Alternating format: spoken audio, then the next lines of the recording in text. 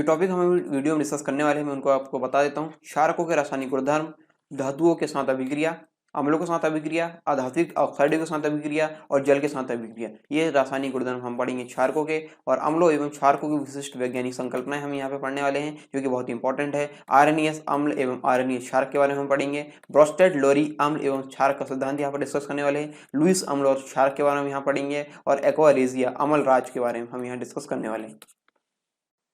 नमस्कार दोस्तों, कैसे हैं आप सब। स्वागत है आप सभी का सरकार स्टडी बेस्ड एजुकेशन में। आज की इस वीडियो में हम एमपीपीएससी 2020 जो सीरीज चल रही है मुख्य परीक्षा पाठ्यक्रम और साथ ही साथ प्रारंभिक परीक्षा पाठ्यक्रम को पूरे करने की, उसके अंतर्गत हम तृतीय प्रश्न पत्र जो कि 3 घंटे का होगा, इसकी अवधि 3 घंटे की होती है, इसके पूर्णांक होगी 300 अंक। और यहाँ पे इसका माध्यम हो सकता है हिंदी और अंग्रेजी, दोनों माध्यम में से किसी एक में आप दे सकते हैं। और हिंदी भाषा में आप तक ये लेक्चर मैं लेकर आ रहा हूँ। मेरा नाम है देवव्रत नोईके और आप मुझे देव के नाम से जानते हैं। तो मैं आपको बता दूं, इसमें तृतीय प्रश्न पत्र में विज्ञान एवं तकनीकी के जो इकाई 2 है उसके अंतर्गत हम जो टॉपिक अभी डिस्कस करने वाले वो है क्षार। ठीक है, अम्ल क्षार लवण के अंतर्गत हम पढ़ेंगे क्षार। ठीक है, क्षार हम पढ़ने वाले हैं। और यहाँ पे इससे पहले हम अम्ल का जो टॉपिक है वो डिस्कस कर चुके हैं। परमाणु संरचना, संयोजकता और ये सारे टॉपिक, परमाणु संलयन विखंडन, पदार्थ, धातु या धातु, आवर्त आवर्तता, तत्व यौगिक मिश्रण और ये सारे टॉपिक हम डिस्कस कर चुके हैं। यदि इनको आपने नहीं देखा है तो प्लेलिस्ट में लिंक दे दी गई है। प्लेलिस्ट जो आपकी प्लेलिस्ट देखना है तो आपको डिस्क्रिप्शन बॉक्स में लिंक देगी, डिस्क्रिप्शन बॉक्स जो है उसमें लिंक दे दी गई है, आप वहाँ पे जाके इन सारे लेक्चर्स को देख सकते हो। साथ ही साथ मैं आपको बता दूं इकाई 1 यहाँ पे कंप्लीट हो चुकी है। कार्यबल और ऊर्जा, इकाई और माप, गति, वेग, त्वरण, ध्वनि, विद्युत, चुंबक, प्रकाश, ऊष्मा, ये सारे टॉपिक हम कवर कर चुके हैं। ठीक है, तो ये सारे टॉपिक आपको देख रहे हैं तो डिस्क्रिप्शन बॉक्स में लिंक दे दी गई, आप उस लिंक की सहायता से ये सारे टॉपिक देख सकते हैं। ठीक है, और साथ ही साथ एक और चीज मैं आपको बता दूं, उत्तर लेखन ग्रुप जो कि बहुत ही आवश्यक है।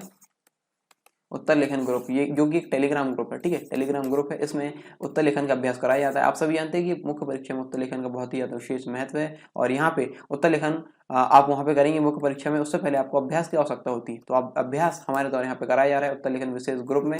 आपको यहाँ पे प्रश्न दिए जाते हैं रोजाना स्तर पे और आप इन प्रश्नों का उत्तर अपनी कॉपी में लिख के या पेजेस में जो जिसमें आप लिखते हैं आप उसको लिख के यहाँ पे पोस्ट करते हैं और इन पोस्ट को हम फिर रिव्यू करते हैं। ठीक है, रिव्यू करना बहुत ही आवश्यक है। एक तो होता है लिखना, आप लिख रहे हैं, आपको पता है, आपको पता होना चाहिए कि आप किस प्रकार से लिख रहे हैं, कितना सही है कितना गलत। तो ये सारी चीजें हम यहाँ पे बताते हैं। समीक्षा में हम ये बताते हैं कि किस प्रकार से आपको चीजें लिखनी है, कितना सही है कितना गलत है, और आगे की जो भी रणनीति है वो हम आपको यहाँ पे बता देते हैं। तो इस प्रकार ये ग्रुप आपके लिए बहुत ही ज़्यादा आवश्यक हो जाता है। इसको भी आपको ज्वाइन करना है और यदि आप ज्वाइन करना चाहते हैं तो आप डिस्क्रिप्शन बॉक्स में दी गई लिंक की सहायता से इसको ज्वाइन कर सकते हैं। ठीक है, चलिए अब शुरू करेंगे लेक्चर।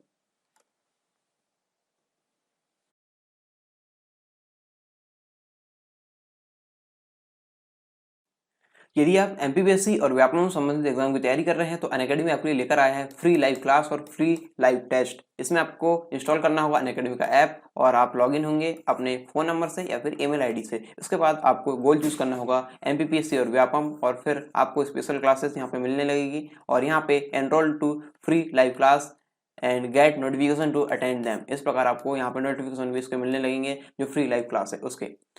आपको इसमें मौका क्या मिलेगा, आपको इसमें अपॉर्चुनिटी मिलेगी इंटरेक्ट और लर्न करने की। किससे? टॉप एजुकेटर से जो कि एमपी के हैं। और फ्री लाइव क्लास के बारे में आपको बताऊं तो ये एक प्रकार से डेमो क्लास है। इसमें आप इंटरेक्ट और लर्न करते हैं लाइव क्लास में और आप अपने डाउट्स पूछ सकते हैं, अटेम्प्ट कर सकते हैं पोल्स को और डाउनलोड कर सकते हैं नोट्स को। ठीक है, फ्री लाइव टेस्ट में आपको क्या मिलेगा, फ्री लाइव टेस्ट में ये ऑनलाइन लाइव टेस्ट होगा। इसमें आपका स्कोर हर टेस्ट के बाद बता दिया जाएगा और इसमें जो पेपर एनालिसिस होगा वो फ्री लाइव क्लास में होगा। ठीक है, इसके साथ ही आप अपने अटेम्प्ट जो है वो पोल अटेम्प्ट कर सकते हैं, लाइव चैट कर सकते हैं, हम डाउट्स वगैरह पूछ सकते हैं, क्वेश्चंस वगैरह यहाँ पे डाल सकते हैं, या फिर आपको इमेज पहुंचानी है क्वेश्चन का फॉर्मेट तो आप इमेज को अटैच करके यहाँ पहुंचा सकते हैं और पीडीएफ भी डाउनलोड कर सकते हैं जो लेक्चर है उससे संबंधित। फ्री लाइव टेस्ट में और क्या फीचर आपको मिलेंगे, यहाँ पे मिलेगा आपको सॉल्यूशन को व्यू करने का मौका और साथ ही साथ आप इसमें एनरोल होंगे तो आपको नोटिफिकेशन मिलते जाएंगे जो भी इसमें नए अपडेट्स आएंगे। साथ ही साथ मैं आपको बता दूं यहाँ पे एमपीपीएससी की T20 सीरीज चलाई जाती है, यानी 20 मिनट में 20 क्वेश्चन यहाँ पे होते हैं। इनको आपको अटेंड करना होता है और इसके आंसर इसके बाद बताए जाते हैं। और इस प्रकार यहाँ पे और जो एग्जामिनेशन है जैसे MPPSC, MP police constable, MP SI और एमपी जेल प्रहरी, इससे संबंधित भी यहाँ पे टेस्ट सीरीज चलाई जाती है। फ्री क्लास और प्लस क्लास में क्या फर्क है, यहाँ पे syllabus, practice test, PDF notes और डाउट सॉल्यूशन यहाँ पे लिमिटेड हो जाते हैं और यहाँ पे यदि आप इसका प्लस सब्सक्रिप्शन लेंगे तो यहाँ पे ये सारी चीज़ें आपको अनलिमिटेड मिलेगी। और अभी करंट अफेयर्स मैगजीन यहाँ पे लाई जा रही है अनअकैडमी के द्वारा, इसका नाम है वर्चस्व। और ये आपको मिलेगी प्लस सब्सक्रिप्शन के साथ। और साथ ही साथ ये मिल रहा है प्रैक्टिस क्वेश्चन सेक्शन, ये अभी जो नया फीचर है इसके अंतर्गत वो मिल रहा है। और ये आपके पसंदीदा बैच आप चुन सकते हैं, जिस भी बैच में आपको एनरोल होना है। ये आपके बहुत सारे बैच यहाँ पे दिए गए हैं जिससे जिससे आपको एनरोल होना आप हो सकते हैं, ठीक है। और यदि आपको इन प्लस सब्सक्रिप्शन में डिस्काउंट चाहिए तो आपको प्रोमो कोड यूज़ करना होगा सरकार10। सरकार10 प्रोमो कोड यूज़ कीजिए और अपना जो डिस्काउंट है वो यहाँ पे लीजिए और अपना सब्सक्रिप्शन या एनरोलमेंट है वो यहाँ पे सुनिश्चित कीजिए।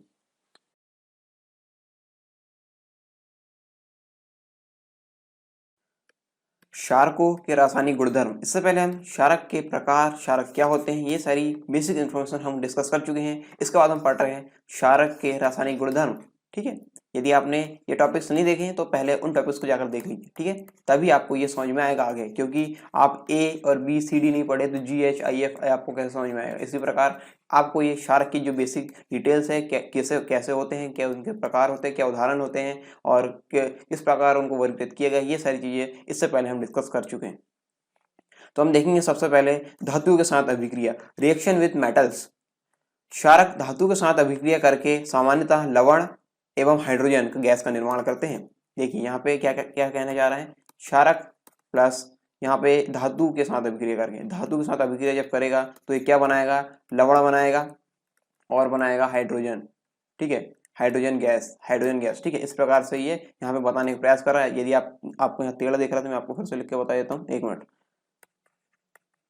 क्षारक प्लस क्या होगा यहाँ पे, धातु, ठीक है, क्षारक प्लस धातु। यहाँ पे देखिए क्षारक प्लस धातु हो गया तो यहाँ पे ये बनाएगा लवण और हाइड्रोजन गैस यहाँ पे बनाएगा, ठीक है। ये यहाँ पे कहने का प्रयास कर रहा है। परंतु सभी क्षार धातु अभिक्रियाओं में ऐसा होना आवश्यक नहीं है। अब क्षार धातु अभिक्रियाएं क्या होती, पहले तो आपको पता होना चाहिए कि क्षार धातु होती क्या है। इसके लिए आपको देखना होगा जो आवर्त सारणी वाले टॉपिक हम डिस्कस किए हैं वो, ठीक है। आवर्त सारणी में आपको जब आप देखेंगे तो आपको पता होगा कि क्षार धातु क्या होती है। यहाँ पे बहुत सारी चीजें अम्ल, क्षारक, लवण या केमिस्ट्री के बहुत सारे जो टॉपिक्स हैं वो इससे संबंधित होते हैं, क्योंकि तत्वों का जो वर्गीकरण यहाँ पे दिए गए हैं वो बोलेगा कि जो धातु है, धातु से क्रिया करके बताएं। तो आपको पता होना चाहिए कि यहाँ पे आवर्त सारणी में धातु क्या है, उपधातु क्या है, अधातु क्या है, गैस क्या है, नोबल गैसेस कौन सी होती है। इस प्रकार से सारी जो जानकारी है वो हम आवर्त सारणी वाले टॉपिक में पढ़ चुके हैं। आई होप कि आपने वो देखकर ही ये वीडियो आप देख रहे हैं। और यदि आपने वो वाला लेक्चर नहीं देखे या फिर वो टॉपिक्स को जो हमने डिस्कस किए वो आपने नहीं देखे तो उन टॉपिक्स को देख लीजिए, बहुत ही आसानी होगी आपको आगे के जो टॉपिक्स को पढ़ने में, ठीक है। क्योंकि ये बहुत सारी चीज़ों को आसान कर देती है आवर्त सारणी। यहाँ पे देखिए, यहाँ पे जब बोला गया है कि जो क्षार धातु है, ठीक है, क्षार धातु कौन सी होती है, यहाँ से देखिए पहले तो देखिए धातु है यहाँ पे कौन सी, यहाँ पे निर्देशित की गई धातु है ये वाली है, ठीक है, इस वाले कलर में दी गई। यहाँ पे ये देखिए ये इस प्रकार से ये जो दी गई है इस वाले कलर में, ये वाले एरिया जो ये तत्व यहाँ पे दिए गए हैं वो है धातु है, ठीक है। तो यहाँ पे क्षार धातु ये वाली होती है। जो वर्ग 1 है उसमें जो लिथियम, सोडियम, पोटेशियम, रुबिडियम, केजियम और ये है Fr, ठीक है। ये इस प्रकार से ये जो है ये धातुएं होती है क्षार धातुएं, और ये होती है क्षारीय मृदा धातुएं। ये वर्ग 2 की धातुएं, वर्ग 2 के तत्व होते हैं क्षारीय मृदा धातुएं, क्षारीय मृदा। इस प्रकार आपको अच्छे से ये बताया गया सारी चीजें। तो आप आवर्त सारणी का टॉपिक जरूर डिस्कस कीजिए, क्योंकि यहाँ पे ये शब्द आ गया, आप अम्ल, क्षारक और लवण पढ़ रहे हैं तो यहाँ पे आपको क्षार धातु आ गई तो आपको वो चीजें पता होनी चाहिए क्षार धातु होती क्या है, ठीक है। यहाँ पे कहा जा रहा है कि परंतु सभी क्षार धातु अभिक्रियाओं में ऐसा होना आवश्यक नहीं है, ठीक है। सभी क्षार धातु अभिक्रियाओं में ऐसा होना आवश्यक नहीं है। तो यहाँ पे जो क्षार धातु के अलावा जो एग्जाम्पल वो हम देखते हैं, एल्यूमिनियम का एग्जाम्पल हम यहाँ पे लेंगे, ठीक है। ये धातु है और ये है क्षारक, ये है लवण यहाँ बनेगा और हाइड्रोजन गैस बनेगी। यहाँ पे देखिए एल्यूमिनियम है, यहाँ पे धातु ली है हमने 2Al2, यहाँ पे रिएक्शन हो रही है 2NaOH सोडियम हाइड्रोक्साइड। और यहाँ पे ये 2 वगैरह आपको पता है कि क्यों लगाए जाते हैं 2 या 3, इस प्रकार से ये लगाए जाते हैं रासायनिक अभिक्रिया को संतुलित करने के लिए, ये हम जब रासायनिक अभिक्रिया वाले टॉपिक जब पढ़ेंगे तो वहां पे हम इसको अच्छे से डिस्कस करेंगे, ठीक है। अभी आप समझ लीजिए कि ये जो लग रहे हैं वो इसको बैलेंस करने के लिए लगा रहे हैं, क्योंकि यहाँ पे देखिए यहाँ पे एल्यूमिनियम जितना है इधर साइड एल्यूमिनियम उतना हमको लेना पड़े, यहाँ पे 2 है, ठीक है। यहाँ पे इस प्रकार से ये दो, फिर दो, फिर ये दो, ये जो ले रहे हैं आपको अभी समझ में नहीं आएगा, फिर भी मैं आपको थोड़ा सा बता देता हूँ कि ये जो बैलेंसिंग होती है उसके लिए यहाँ पे करते हैं, ठीक है। ज़्यादा आप अभी आपको सोचने की आवश्यकता नहीं, जब हम रासायनिक अभिक्रिया वाली जो पढ़ेंगे उसमें हम बहुत ही आसानी से उसको समझ पाएंगे और बहुत ही डिस्क्राइब में इसको पढ़ेंगे। तो यहाँ पे एल्यूमिनियम के एग्जांपल में धातु और क्षारक यहाँ पे लिए, एल्यूमिनियम Al2 लिए यहाँ पे, और सोडियम हाइड्रोक्साइड और जल लिए। तो यहाँ पे जो रिएक्शन हमको मिली, ये रिएक्शन के बाद जो जो हमें उत्पाद मिले वो मिला लवण और हाइड्रोजन, ठीक है। तो यहाँ पे क्षारकों के साथ अभिक्रिया करने के बाद क्या कहा गया था, क्षारक धातु के साथ अभिक्रिया करके सामान्यतः लवण एवं हाइड्रोजन गैस का निर्माण करते हैं। तो ये लवण बन गया और हाइड्रोजन गैस यहाँ पे बन गई, ठीक है। आगे देखते हैं अम्लों के साथ अभिक्रिया, रिएक्शन विद एसिड्स।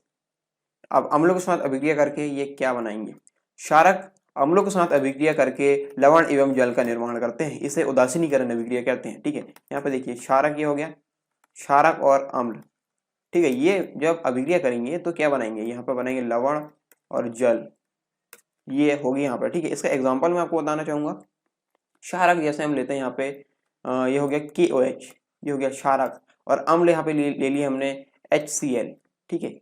अम्ल हम ले लिए HCl, KOH और HCl। यहाँ पे देखिए ये यहाँ पे बने क्या, लवण, लवण बनेगा क्या KCl, यहाँ पे बनेगा लवण, और जल बनेगा H2O। इस प्रकार की यहाँ पर रिएक्शन होगी, ठीक है। तो हमको यहाँ क्या मिला, जब क्षारक और अम्ल की अभिक्रिया कराए तो हमको मिला लवण और जल, लवण और जल, यहाँ पे यही बताया जा रहा है, लवण और जल यहाँ पे मिला। तो इसका एग्जांपल ये देख सकते हैं हम, ठीक है। यहाँ पे NaOH का एग्जांपल भी ले सकते हैं, NaOH प्लस HCl का एग्जांपल हम ले सकते हैं। NaOH यहाँ पे क्षारक हो जाएगा, HCl यहाँ पे हो जाएगा लवण कह रहा सॉरी अम्ल, ये हो जाएगा अम्ल, और हमको जब मिलेगा तो लवण के रूप में मिलेगा NaCl और H2O। यहाँ पे उत्पाद के रूप में क्या मिलेगा, लवण H2O यहाँ पे लवण मिलेगा NaCl और H2O यहाँ पे मिलेगा जल। तो इस प्रकार से ये जो अभिक्रिया है वो कहलाएगी उदासीनीकरण अभिक्रिया, ठीक है। उदासीनीकरण अभिक्रिया इसको बोलते हैं। अम्लों के साथ अभिक्रिया, जब क्षारक और अम्ल की अभिक्रिया होती है तो उदासीनिक अभिक्रिया होती है। ये आपसे कई बार पूछे जा सकते हैं और पूछे भी गए हैं, ठीक है। अगला है अधात्विक ऑक्साइडों के साथ अभिक्रिया, reaction with non metallic oxide. ये क्या होती है, अब यहाँ पे देखेंगे हम, क्षारक अधात्विक ऑक्साइडों के साथ अभिक्रिया करके लवण एवं जल का निर्माण करते हैं।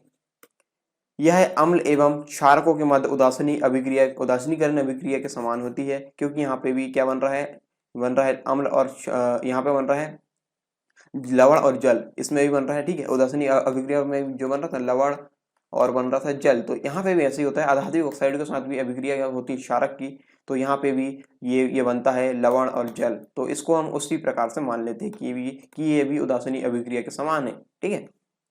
यहाँ पे देखिए यहाँ पे बोला गया है अधात्विक ऑक्साइड, मैं फिर से आपको आवर्त सारणी में लेकर चलूंगा, ठीक है। ये देखिए अधात्विक ऑक्साइड, यहाँ पे क्या होगा, पहले तो आपको पता होना चाहिए कि अधातु होती क्या है, मतलब अधातु होती क्या है और ये कहाँ पे आवर्त सारणी में कहाँ पे होती है। यहाँ पे देखिए, ये देखिए ये है अधातु, यहाँ से शुरू होती है, ये कार्बन, ये इस प्रकार से ये जो है ये अधातु है पी ब्लॉक में, ये पी ब्लॉक, ठीक है, पी ब्लॉक, यहाँ पे है ये अधातु। और अधातु क्या होती है, आपको आवर्त सारणी वाले टॉपिक हम डिस्कस किए, आप वो वाले टॉपिक जाकर देखिए, ठीक है। क्योंकि यहाँ पे यदि मैं इतना बताने लगूंगा तो आप बहुत सारे टॉपिक हम आगे पढ़ नहीं पाएंगे, क्योंकि ये सारे टॉपिक पीछे कवर हो चुके हैं, उसी को आप पढ़िए, फिर आगे वाले हम और स्पीड से पढ़ेंगे, ठीक है। यदि हम ये बार बार रिवाइज करते आएंगे, यदि इन लेक्चर्स में बात कर रहा हूँ, इन लेक्चर्स में रिवाइज करूंगा तो यहाँ पे बहुत सारा टाइम जाएगा और आपका जो सिलेबस है वो कंप्लीट नहीं हो पाएगा, ठीक है। फिर आप ये कहोगे कि सर सिलेबस कंप्लीट नहीं हुआ है। तो ये सारी चीज़ें मैं आपसे उम्मीद करता हूँ कि ये सारी चीज़ें आप पहले से कवर करके रखें, ठीक है, क्योंकि मैं पहले पढ़ा चुका हूँ। तो इसके आगे जब मैं पढ़ाऊँगा तो मुझे आसानी हो और आपको भी आसानी हो कि आप अच्छे से समझ पाए, ठीक है। जो अधात्विक होते हैं, अधात्विक ऑक्साइड होते हैं, यानी जिसमें अधातु हो, जैसे यहाँ कार्बन, नाइट्रोजन, ऑक्सीजन, इस प्रकार से जो है ये अधातु है, ठीक है। ये अधातु यहाँ पे दी गई है। तो यहाँ पे हम कार्बन ऑक्साइड, अधात्विक ऑक्साइड यानी हम ले लिए यहाँ पे कार्बन ऑक्साइड। अधात्विक ऑक्साइड का एग्जांपल है यहाँ पे कार्बन ऑक्साइड, वो हमने यहाँ पे लिए, प्लस यहाँ पे किससे रिएक्शन करवा दी हमने, क्षारक से। क्षारक यहाँ पे लिए हम सोडियम हाइड्रोक्साइड NaOH, ठीक है, ये लिए हमने। तो हमको उत्पाद में क्या मिला, लवण मिला और जल मिला, ठीक है। एग्जाम्पल हम जो अधात्विक ऑक्साइड है उसका कोई भी ले सकते हैं, ठीक है। अधात्विक ऑक्साइड अन्य भी हो सकते हैं। हमने यहाँ पे CO2 के सापेक्ष में लिए, तो यहाँ पे हमको अधात्विक ऑक्साइड और क्षारक के साथ जब अभिक्रिया कराए हमने तो हमको मिला लवण और जल। यही यहाँ पे बताया जा रहा है कि अधात्विक ऑक्साइड के साथ अभिक्रिया करते हैं तो अम्ल तो यहाँ पे अम्ल और क्षारक, यहाँ पे अम्ल और क्षारकों के मध्य जो उदासीन अभिक्रिया होती है उसी प्रकार से यहाँ पे होती है।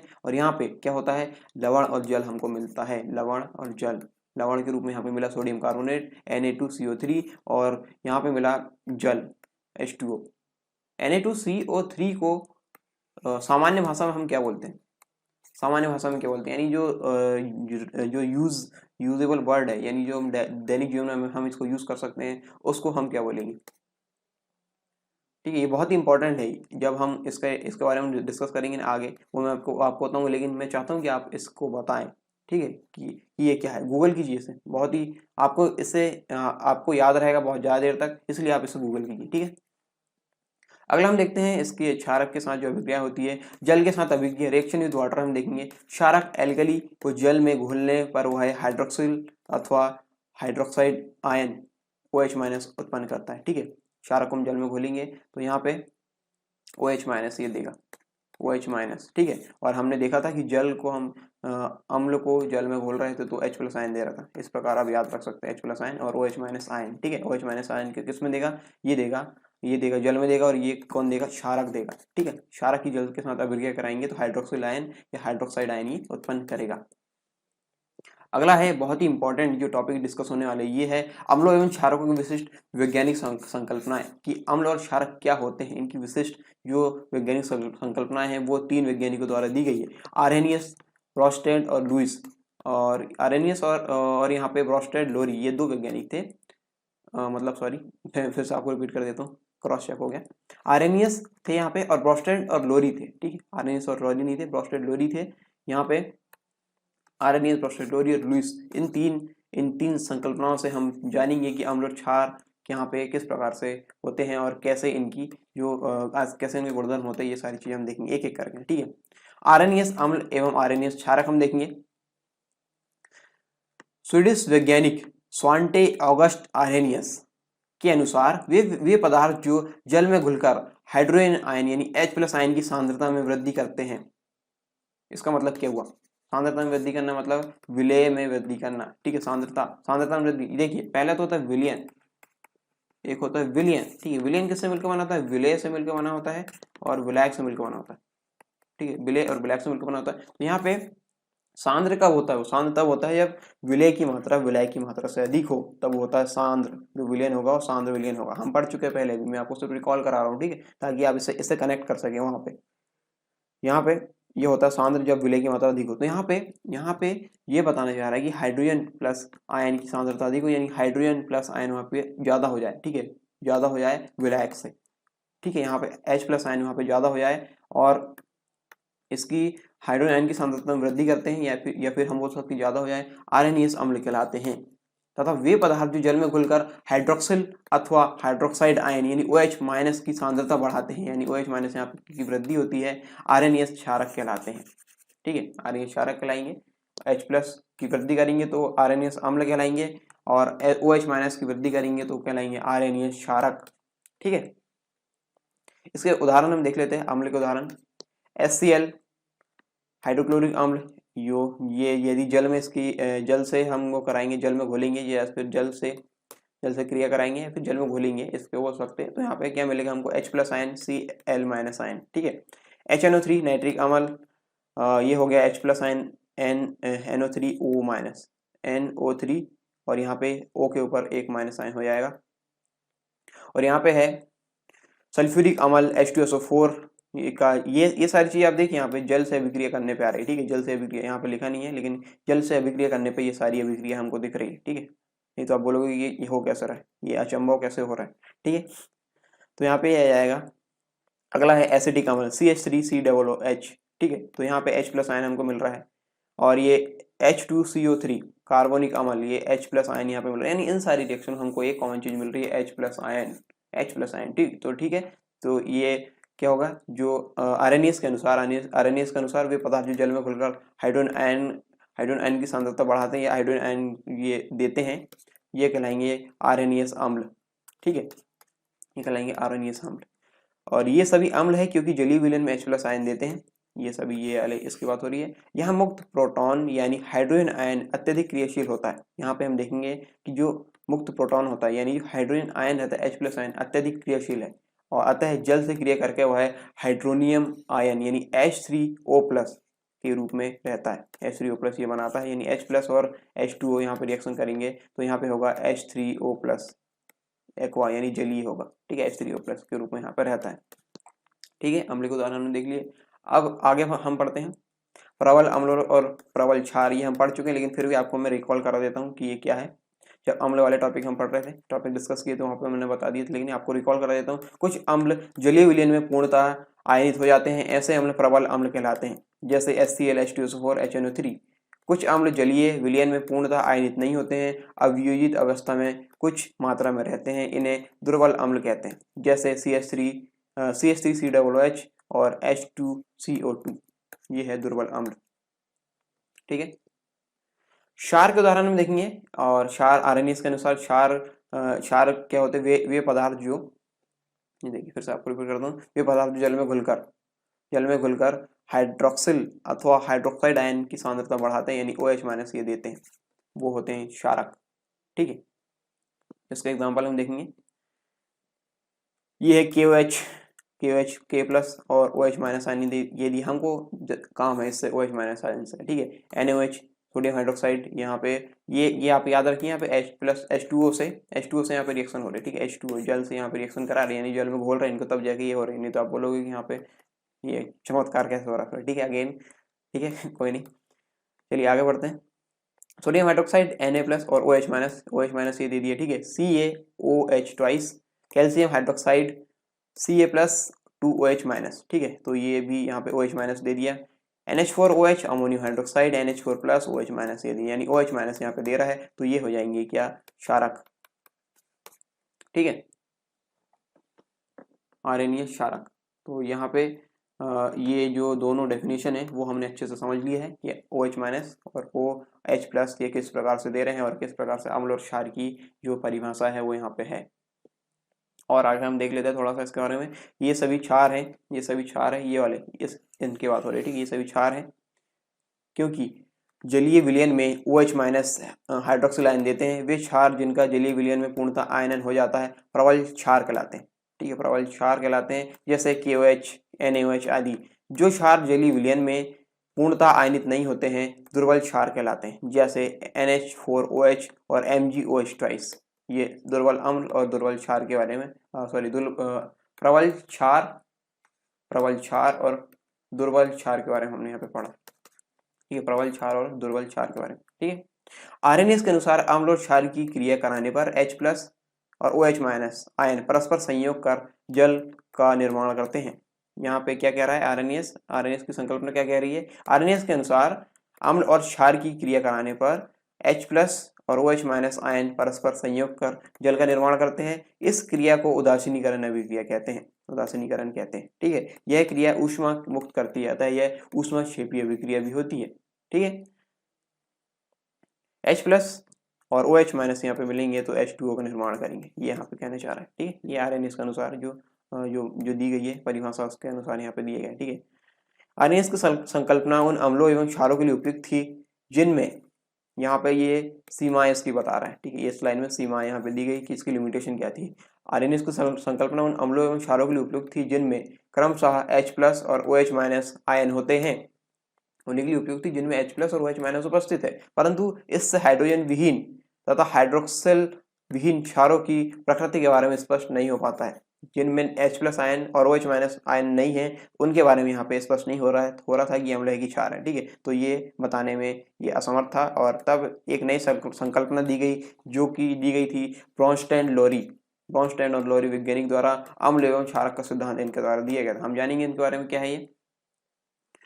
अम्ल एवं क्षारकों को परिभाषित करने की दिशा में यह सिद्धांत 1923 ईस्वी में दो वैज्ञानिकों द्वारा स्वतंत्र रूप से दिया गया था, जोहानेस निकोलस ब्रॉन्स्टेड जो कि डेनमार्क थे तथा थॉमस मार्टिन लॉरी जो कि इंग्लैंड के थे। इन दोनों के नाम से ब्रॉन्स्टेड लॉरी ये सिद्धांत बना। ठीक है, इस सिद्धांत के अनुसार वे पदार्थ जो जलीय विलयन में वियोजित होकर प्रोटॉन हाइड्रोजन आयन H+ जिसको हम बोल सकते हैं जो यानी प्रोटॉन हम इसको बोलेंगे होकर जल में वियोजित होकर, जलीय विलयन में वियोजित होकर प्रोटॉन देने की क्षमता रखते हैं, ब्रोंस्टेड लोरी अम्ल कहलाते हैं। तथा वे पदार्थ जो विलयन से प्रोटॉन यानी H+ आयन ग्रहण करने की क्षमता रखते हैं, वे ब्रोंस्टेड लोरी क्षारक कहलाते हैं। यहाँ पे सिर्फ H+ आयन की बात हो रही है, यानी H+ आयन का जिक्र हुआ है। जो पदार्थ जलीय विलयन में वियोजित होकर प्रोटॉन यानी H+ आयन देने की क्षमता रखते हैं, यानी जो दे रहा है, ठीक है, जो दे रहा है, यानी मान लीजिए ये कोई पदार्थ है, वो दे रहा है, H+ आयन दे रहा है, तो वो हो जाएगा क्या, यहाँ पे हो जाएगा ब्रोंस्टेड लोरी अम्ल। और तथा वे पदार्थ जो विलयन में प्रोटॉन ग्रहण करते हैं, विलयन से प्रोटॉन ग्रहण करते हैं, यानी H+ आयन ग्रहण करेंगे, वो कहलाएंगे ब्रोंस्टेड लोरी क्षारक। H+ आयन ले रहे हैं तो वो क्षारक होंगे, और जो दे रहे हैं वो हो जाएंगे अम्ल। ठीक है। इस सिद्धांत के अनुसार कोई पदार्थ केवल क्षार की उपस्थिति में ही अम्ल के गुण प्रदर्शित कर सकता है। ये इस सिद्धांत के यहाँ पे मुख्य बिंदु है कि कोई पदार्थ केवल क्षार की उपस्थिति में ही अम्ल के गुण प्रदर्शित कर सकता है। ठीक उसी प्रकार कोई पदार्थ अम्ल की उपस्थिति में ही क्षार के गुण प्रदर्शित कर सकता है। ठीक है, क्या क्या क्या क्या कहा गया यहाँ पे, केवल क्षार की उपस्थिति में अम्ल के गुण प्रदर्शित करेगा, और केवल यदि अम्ल की बात करें तो अम्ल की उपस्थिति में ही ये क्षार के गुण प्रदर्शित करेगा। ठीक है, आगे बढ़ते हैं।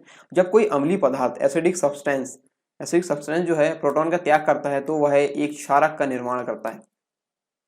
जब कोई अम्लीय पदार्थ यानी एसिडिक सब्सटेंस प्रोटॉन का त्याग करता है, तो वह क्षारक का निर्माण करता है, जिससे संलग्न क्षारक यानी कॉन्जुगेट बेस कहा जाता है। जब कोई क्षारीय पदार्थ बेसिक सब्सटेंस प्रोटॉन ग्रहण कर लेता है, तो वह एक अम्ल का निर्माण करता है, जिसे संलग्न अम्ल कहा जाता है। यह भी परिभाषा आपको समझ में आई नहीं होगी, अब आएगी। ठीक है, यहाँ पे हम पढ़ेंगे तब समझ में आएंगे, ये बहुत ही निचोड़ है ये। ठीक है, यहाँ पे देखिए, जब कोई अम्लीय पदार्थ एसिडिक सब्सटेंस प्रोटॉन का त्याग करता है, तो वह एक क्षारक का निर्माण करता है, जिससे संलग्न क्षारक कहा जाता है। जब कोई क्षारक पदार्थ प्रोटॉन ग्रहण करता है, तो वह एक अम्ल का निर्माण करता है, जिससे संलग्न अम्ल कहा जाता है। यहाँ पे देखिए, इस वाले संलग्न अम्ल और अम्ल क्षारक युग्म के बारे में हम यहाँ पे पढ़ेंगे।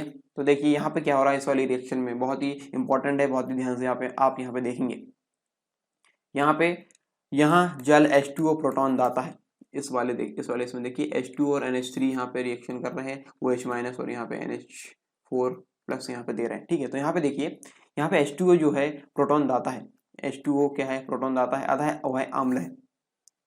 इसके अनुसार ब्रोंस्टेड और लोरी की संकल्पना के अनुसार ये क्या है, अम्ल है। यह प्रोटॉन देकर संगत क्षार OH- जिसे कि संयुग्मी क्षार कहते हैं में बदल जाता है। क्या करता है, प्रोटॉन देकर संयुग्मी क्षार OH- में बदल जाएगा। ठीक है, इसमें बदल गया, ये इसमें बदल गया। ठीक है, OH- क्या देकर, यह प्रोटॉन देकर संगत क्षार जिसे कि संयुग्मी क्षार कहते हैं, इसमें बदल जाता है। ठीक है, आगे हम पढ़ेंगे अमोनिया NH3 प्रोटॉन ग्राही है। अमोनिया जो है NH3 प्रोटॉन ग्राही है, यानी ले रहा है, अतः यह क्षार है, और यह प्रोटॉन ग्रहण करके संगत अम्ल NH4+ अमोनियम आयन जिसे कि संयुग्मी अम्ल भी कहते हैं, इसमें परिवर्तित हो जाता है। किसमें परिवर्तित हो जाता है, अमोनियम आयन में, जिससे क्या कहेंगे, संयुग्मी अम्ल, इससे भी कहेंगे, इसमें परिवर्तित हो जाएगा इन NH3 NH4+। यहाँ पे देखिए, अब यहाँ पे देखिए, यहाँ पे इसमें ये परिवर्तित हो गए, यहाँ पे ब्रोंस्टेड लोरी क्षारक ये हो गया, और ये संलग्न अम्ल ये हो गया। तो यहाँ पे क्या कहा जा रहा है कि NH3 NH4+ और NH4+ क्या होगा यहाँ पे, और H2 और OH- यहाँ पे क्या होगा, इनको बोलेंगे संयुग्मी अम्ल क्षार युग्म कहेंगे, युग्म। ठीक है, संयुग्मी अम्ल और क्षार। यहाँ पे देखिए अम्ल है और ये क्षार है, ये संयुग्म बना लिए इन्होंने, और यहाँ पे क्षारक है, ये अम्ल है, ये इनका संयुग्म बना लिए, तो ये हो जाएंगे संयुग्मी अम्ल और संयुग्मी क्षार।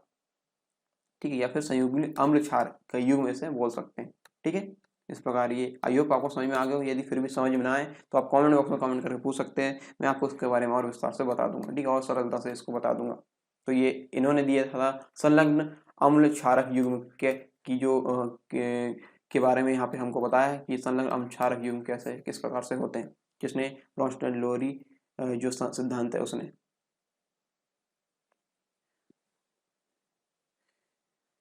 या आगे हम पढ़ेंगे इसके बारे में, ये केवल एक प्रोटॉन या H+ आयन की उपस्थिति के अंतर के कारण ही बनते हैं। उदाहरण के लिए हम देखते हैं कि HCl + H2O + Cl-, तो यहाँ पे बनेगा HCl प्लस H2 की रिएक्शन होगी यहाँ पे बनेगा Cl माइनस, फिर से मैं बता के बताता हूँ, Cl माइनस बनेगा और H3O प्लस या इस प्रकार से या H3O यहाँ पे बनेगा, H3O जलीय जलीय रूप में जो रहेगा HCl और H2O यहाँ पे और मिलेगा, तो यहाँ पे Cl माइनस और H3O बनेगा यहाँ पे, ठीक है। ये संकल्पना अप्रोटिक अम्ल कैसे बोलेंगे, जो जिसमें OH बंद ना हो और NH बंद ना हो, यानी OH बंद और NH बंद यहाँ पे अनुपस्थित हो, उसको बोलेंगे अप्रोटिक अम्ल। एवं क्षारो, अप्रोटिक अम्लों एवं क्षारो, ठीक है। जैसे CO2, SO2, BF3 आदि के बारे में कुछ भी स्पष्ट नहीं करती है। ये जो संकल्पना थी अप्रोटिक अम्ल एवं क्षारो, ये अप्रोटिक किसको बोलेंगे, जिसमें OH बंद और NH बंद नहीं हो, उनको बोलेंगे अप्रोटिक अम्ल, और क्षार यहाँ पे बोलेंगे। और जैसे एग्जांपल यहाँ पे दिया CO2, SO2, BF3 आदि के बारे में कुछ भी स्पष्ट नहीं करती ये संकल्पना। अतः इलेक्ट्रॉन के आधार पर अम्ल क्षार की नई संकल्पना दी गई। किसके आधार पर, इलेक्ट्रॉन के आधार पे अम्ल और क्षार की नई संकल्पना दी गई। वो क्या थी, वो थी लुईस अम्ल एवं क्षारक, ये थी इसकी संकल्पना, ठीक है। लुईस अम्ल और लुईस क्षारक, जानेंगे इसके बारे में। अमेरिकी वैज्ञानिक गिलबर्ट न्यूटन लुईस के अनुसार वह रासायनिक पदार्थ जो एक इलेक्ट्रॉन पेयर ग्रहण करने की क्षमता रखता है लुईस अम्ल कहलाता है। इलेक्ट्रॉन, यहाँ पे बात हो रही है इलेक्ट्रॉन पेयर यानी इलेक्ट्रॉन युग्म ग्रहण करने की क्षमता रखता है, वो लुईस अम्ल कहलाएगा। इसके विपरीत वह रासायनिक अभिक्रिया जो एक इलेक्ट्रॉन युग्म का त्याग करने की क्षमता रखता है, वह रासायनिक पदार्थ जो एक इलेक्ट्रॉन युग्म का त्याग करने की क्षमता रखता है लुईस क्षारक कहलाता है, ठीक है। सन 1923 में लुईस ने नई संकल्पना दी। इसके अनुसार जो हमने अभी डेफिनेशन पढ़ी वो यहाँ पे दी गई है, इसके बारे में आगे पढ़ेंगे हम। इलेक्ट्रॉन युग्म ग्राही अम्ल तथा इलेक्ट्रॉन युग्म दाता क्षार कहलाते हैं।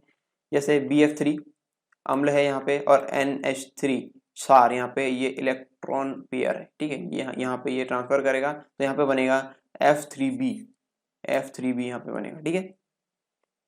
ये भी आपको समझ में नहीं आ रही होगी थोड़ी थोड़ी, लेकिन थोड़ी थोड़ी आ रही होगी, तो हम आगे जब इसमें चलेंगे ना वो आपको और समझ में आ जाएगा, ठीक है। इस प्रकार ऑयल डालते हैं और थोड़ा सा ऑयल डाले फिर चले, ऑयल डाले फिर चले, जो इस प्रकार से जो चीज़ चलती है वो इस प्रकार से यहाँ पे चलेगी, क्योंकि एक साथ में सारी चीज़ समझ में नहीं आएगी। यहाँ पे मैं आपको धीरे धीरे करके इसको समझाऊंगा, ठीक है।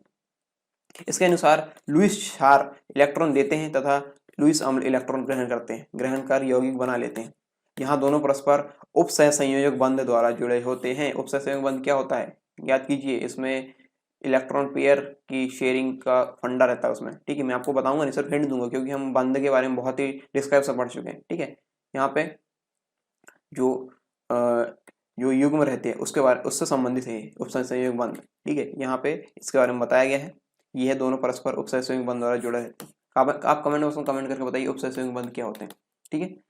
इस संकल्पना के अनुसार, यानी लुईस अम्ल एवं क्षारक की संकल्पना के अनुसार इलेक्ट्रॉन की कमी वाले यौगिक अम्ल का कार्य करेंगे। जिनमें इलेक्ट्रॉन की कमी हो क्या करेंगे, अम्ल का कार्य करेंगे, इन्हें लुईस अम्ल कहेंगे। साधारणतः धनायन या वी यौगिक जिनका अष्टक अपूर्ण होता है लुईस अम्ल कहलाते हैं, ठीक है। साधारणतः कौन से, जो साधारणतः धनायन या वी यौगिक जिनका अष्टक अपूर्ण होता है लुईस अम्ल कहलाते हैं। उदाहरण के लिए हम देखते हैं BF3, AlC3, Mg+2 और Na+, ठीक है, आदि इसका एग्जाम्पल है। इलेक्ट्रॉन धनी या इलेक्ट्रॉन का एकाकी युग्म रखने वाले, इलेक्ट्रॉन धनी या इलेक्ट्रॉन का एकाकी युग्म मतलब लोन पेयर ऑफ इलेक्ट्रॉन कैसे निकालते हैं। लोन पेयर ऑफ इलेक्ट्रॉन जैसे हम यहाँ पे बात करें इसकी NH3 में N की बात करें, N का इलेक्ट्रॉन कन्फिगरेशन क्या होता है, 1s2 2s2 2p हो जाएगा यहाँ पे 3, ठीक है। क्योंकि यहाँ पे नाइट्रोजन का परमाणु क्रमांक यानी एटॉमिक नंबर है 7। यहाँ पे इस प्रकार से इसके जो यहाँ पे हम जो कोष भरेंगे इस प्रकार से भरेंगे 1s2 2s2 2p3 के फॉर्म में। यहाँ पे देखिए हुंड के बहुलता के नियम के अनुसार हम यहाँ पे देखेंगे तो इस प्रकार से रहेगा। ये है पहला कक्षक, ये पहला कोष, दूसरा कोष, पहले कोष के अंतर्गत ये कक्षक है, दूसरे कोष के अंतर्गत ये कक्षक है। यहाँ पे आएगा 1s2, तो इस प्रकार से ये हो गया 1s2, यहाँ पे हो गया, और 1s2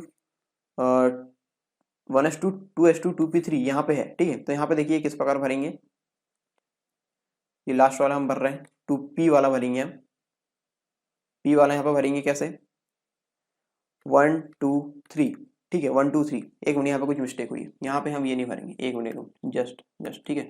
यहाँ पे फिर से देखिए n ये हो गया 1s2 2s2 2p3, यहाँ पे ये वाला 2s2 ये वाला भराएगा, ठीक है। इस वाले का मैंने आपको ये बता दिया, सॉरी, कोई दिक्कत नहीं, होता रहता है। चलिए आगे पढ़ेंगे। ये इस प्रकार से भरेंगे, 1 2 ये 3 हो गए, ठीक है, ये 3 है यहाँ पे, इस प्रकार से ये हो गए। यहाँ पे लोन पेयर ऑफ इलेक्ट्रॉन क्या होगा, ये बाकी ये बाकी तो संयोजी इलेक्ट्रॉन होते हैं, संयोजी इलेक्ट्रॉन होते हैं। मैंने आपको बता चुका हूँ संयोजी इलेक्ट्रॉन जो कि अंतिम कोष में होते हैं, जो कि इलेक्ट्रॉन लेन देन में भाग लेते हैं, ये हो गए संयोजी इलेक्ट्रॉन, ये संयोजी कोष में होते हैं। यहाँ पे होगा ये यहाँ पे भाग नहीं लेगा, इसमें बंद वगैरह बनाने में भाग नहीं लेगा, तो इस वाले की बात हो रही है यहाँ पे, जो लोन पेयर ऑफ इलेक्ट्रॉन होगा, ये पेयर मतलब ये 2 हो गए, pair of lone pair of electron ये वाला होता है, यानी जो एन नाइट्रोजन में होगा, इस प्रकार से 2 हम दर्शा देंगे लोन पेयर ऑफ इलेक्ट्रॉन, ठीक है। तो यहाँ पे क्या बताया गया है कि इलेक्ट्रॉन धनी या इलेक्ट्रॉन का एकाकी युग्म के बारे में हमने यहाँ डिस्कस किया। एकाकी युग्म रखने वाले यौगिक क्षार का कार्य करते हैं, इन्हें लुईस क्षार कहते हैं। उदाहरण के लिए H2O, NH3 और यहाँ पे है OH Cl- आदि, ठीक है। इस प्रकार अम्ल एवं क्षार केवल H+ या OH- युक्त पदार्थ ही नहीं होते हैं, ये बता दिया लुईस ने, ठीक है। क्या होते हैं इस प्रकार जो अम्ल एवं क्षार होते हैं केवल H+ और OH- वाले ही OH- युक्त पदार्थ ही नहीं होते, और भी इसके अलावा और होते हैं, ये बता दिए लुईस के द्वारा। अगला बहुत ही इंपॉर्टेंट है, अम्लराज या एक्वरेजिया से बोलेंगे, बहुत इंपॉर्टेंट टॉपिक है, इसे ध्यान से समझिएगा कि ये आपको कई बार MCQ में पूछ लिया जाता है, और आपसे मुख्य परीक्षा में भी पूछा जा सकता है। अम्लराज अथवा एक्वारेजिया, इसको हिंदी में अम्लराज बोलेंगे, इंग्लिश में बोलते हैं एक्वारेजिया। नाइट्रिक अम्ल यानी HNO3 और हाइड्रोक्लोरिक अम्ल यानी HCl का 1:3 के अनुपात में मिश्रण होता है, ठीक है। HNO3 यहाँ पे है, HNO3 का अनुपात रहेगा 1 और 3 अनुपात किसका रहेगा, हाइड्रोक्लोरिक अम्ल यानी HCl का 1:3 में हमें से मिलेंगे।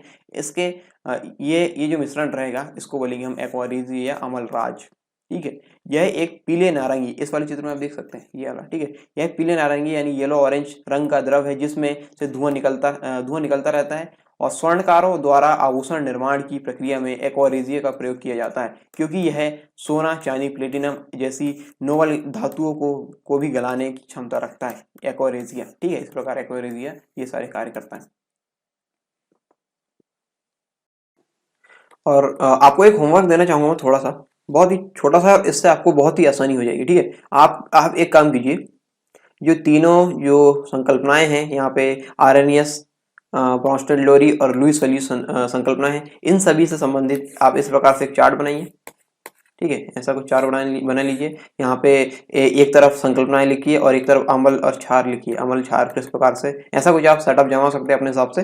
तो यहाँ पे देखिए आरएनएस के अनुसार अम्ल क्षार क्या होंगे, रोस्टन लोरी के अनुसार अम्ल क्षार क्या होंगे, लुईस के अनुसार अम्ल क्षार क्या होंगे, यानी ये संकल्पना है उनके, लुईस संकल्पना के अनुसार जो अम्ल और क्षारक किस प्रकार से होंगे वो आप यहाँ पे फिर फिल कर सकते हैं। आप एक चार्ट बना लीजिए, इससे आप आसानी से याद रख पाएंगे, ठीक है। यहाँ पे पहले नंबर की अवधारणा, दूसरे नंबर की, तीसरे नंबर की अवधारणा इस प्रकार से होगी, इसमें अम्ल और क्षारक किस प्रकार से होते हैं, तो यहाँ पे आप इस प्रकार से एक चार्ट बनाइए, ताकि आपको आसानी हो सके इन्हें याद रखने की। मैं चाहता तो आपको यहाँ पे बना कर दे सकता, तो मेरे लिए मुश्किल से 1 मिनट का भी काम नहीं था, क्योंकि यहाँ पे एक टेबल बनाता मैं यहाँ से खट से ये रख के कॉपी पेस्ट कर देता, लेकिन मैं इसलिए आपको ये काम दे रहा हूँ, क्योंकि यदि आप खुद से करेंगे तो आपका जो रिटेंशन है वो ज़्यादा होगा। आप खुद से लिखेंगे, खुद से चार्ट बनाएंगे, तो आप अच्छे से उसको याद रख पाएंगे, ठीक है। सारी चीज़ें मेरे लिए मत छोड़ो, कुछ आपके लिए भी मैं छोड़ देता हूँ आप भी थोड़ा काम कर लो, ठीक है। इतना बड़ा लेक्चर आपके लिए बनाया मैंने, आप बाकी चीज आप कर सकते हैं, ठीक है। तो आई होप आप कर लेंगे। तो आज के लेक्चर से बस इतना ही, मिलते हैं नेक्स्ट वीडियो में। उससे पहले मैं आपको बता दूं कि यदि आपको लेक्चर पसंद ना आए तो आप लेक्चर को डिसलाइक कर सकते हैं, लेकिन डिसलाइक क्यों किया है कमेंट बॉक्स में कमेंट करके जरूर बताएं, ताकि हम अगले जो लेक्चर्स है उसके कंटेंट में सुधार कर पाएं। लेकिन आपने यहाँ तक ये वीडियो को देखा है, इतना पूरा देखा है, तो आप यदि आपको अच्छा लगा है तो आप इस वीडियो को लाइक करें, शेयर करें अपने दोस्तों के साथ जिनकी सबसे ज़्यादा आवश्यकता है। आप व्हाट्सएप, टेलीग्राम, फेसबुक, ट्विटर, जहाँ पे भी आपको शेयर करना है आप वहाँ शेयर कर सकते हैं। आप पर्सनली किसी को शेयर कर सकते हैं यदि आपको अच्छा लगे तो, और सामने वालों को भी यदि इससे हेल्प हो जाए तो इससे ज़्यादा बढ़ के बात क्या हो सकती है। और साथ ही साथ मैं आपको बता दूँ कि यदि आप उत्तर लेखन ग्रुप से नहीं जुड़े हैं, उत्तर लेखन जो ग्रुप है उससे नहीं जुड़े हैं, तो आप उत्तर लेखन ग्रुप से जुड़ जाएंगे। वहाँ पे आपको उत्तर लेखन का अभ्यास कराया जा रहा है, और जैसा कि मैंने लेक्चर के शुरू में बता दिया है किस प्रकार से चीज़ें वहाँ पे होती है, तो उत्तर लेखन के ग्रुप से आप जरूर जुड़ जाइए, ठीक है। तो मिलते हैं नेक्स्ट वीडियो में, तब तक के लिए जय हिंद।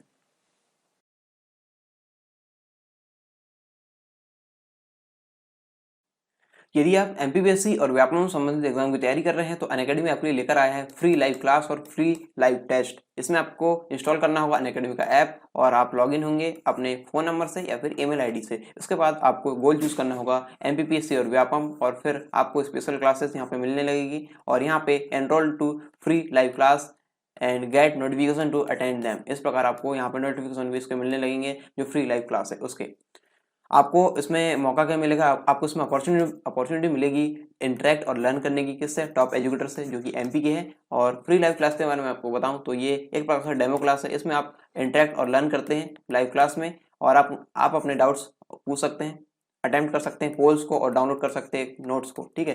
फ्री लाइव टेस्ट में आपको क्या मिलेगा? फ्री लाइव टेस्ट में ये ऑनलाइन लाइव टेस्ट होगा। इसमें आपका स्कोर हर टेस्ट के बाद बता दिया जाएगा और इसमें जो पेपर एनालिसिस होगा वो फ्री लाइव क्लास में होगा। ठीक है। इसके साथ ही आप अपने अटेम्प्ट्स जो है वो पोल अटेम्प्ट्स कर सकते हैं, लाइव चैट कर सकते हैं, हम डाउट्स वगैरह पूछ सकते हैं, क्वेश्चंस वगैरह यहाँ पे डाल सकते हैं या फिर आपको इमेज पहुंचानी है क्वेश्चन का फॉर्मेट तो आप इमेज को अटैच करके यहाँ पे पहुंचा सकते हैं और पीडीएफ भी डाउनलोड कर सकते हैं जो लेक्चर है उससे संबंधित। फ्री लाइव टेस्ट में और क्या फीचर आपको मिलेंगे? यहाँ पे मिलेगा आपको सॉल्यूशन को व्यू करने का मौका और साथ ही साथ आप इसमें एनरोल होंगे तो आपको नोटिफिकेशन मिलते जाएंगे जो भी इसमें नए अपडेट्स आएंगे। साथ ही साथ मैं आपको बता दूं यहाँ पे एमपीपीएससी की T20 सीरीज चलाई जाती है, यानी 20 मिनट में 20 क्वेश्चन यहाँ पे होते हैं। इनको आपको अटेंड करना होता है और इसके आंसर इसके बाद बताए जाते हैं। और इस प्रकार यहाँ पे और जो एग्जामिनेशन है जैसे MPPSC, MP police constable, MP SI और एमपी जेल प्रहरी, इससे संबंधित भी यहाँ पे टेस्ट सीरीज चलाई जाती है। फ्री क्लास और प्लस क्लास में क्या फर्क है? यहाँ पे syllabus, practice test, PDF notes और डाउट सॉल्यूशन यहाँ पे लिमिटेड हो जाते हैं और यहाँ पे यदि आप इसका प्लस सब्सक्रिप्शन लेंगे तो यहाँ पे ये सारी चीज़ें आपको अनलिमिटेड मिलेगी। और अभी करंट अफेयर्स मैगजीन यहाँ पे लाई जा रही है अनअकैडमी के द्वारा, इसका नाम है वर्चस्व और ये आपको मिलेगी प्लस सब्सक्रिप्शन के साथ। और साथ ही साथ ये मिल रहा है प्रैक्टिस क्वेश्चन सेक्शन, ये अभी जो नया फीचर है इसके अंतर्गत वो मिल रहा है। और ये आपके पसंदीदा बैच आप चुन सकते हैं, जिस भी बैच में आपको एनरोल होना है। ये आपके बहुत सारे बैच यहाँ पे दिए गए हैं जिससे आपको एनरोल होना आप हो सकते हैं। ठीक है। और यदि आपको इन प्लस सब्सक्रिप्शन में डिस्काउंट चाहिए तो आपको प्रोमो कोड यूज़ करना होगा सरकार10 प्रोमो कोड यूज़ कीजिए और अपना जो डिस्काउंट है वो यहाँ पे लीजिए और अपना सब्सक्रिप्शन या एनरोलमेंट है वो यहाँ पे सुनिश्चित कीजिए।